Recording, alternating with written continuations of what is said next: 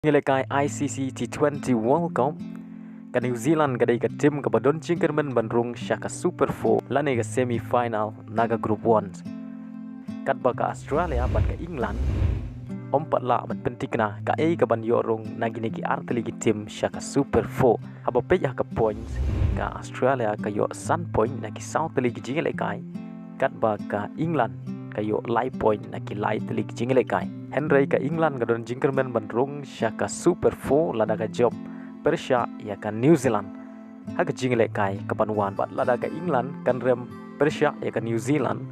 kata kamun paka Australia gadon jingkermen ban yorung syaka Super 4 naga Group 1 haba pej pat haga Group 2 ka South Africa kadai ka tim ka badon jingkermen bandrung syaka Super 4 hadin bagalala ban penlim ya ka India the Sun Wicket kat ba ke India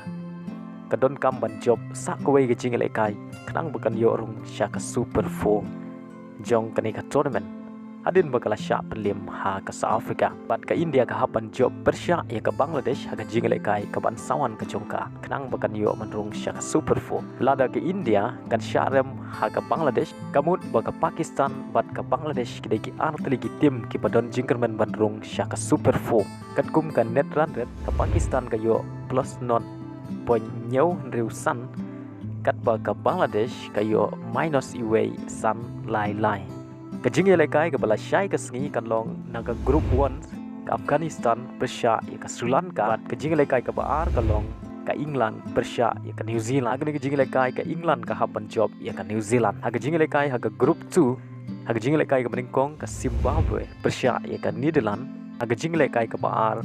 ke India Persia ya ke Bangladesh haga ke jingelekai ke India ke hapan job ya ke Bangladesh kenang bukan yorung syaka Super 4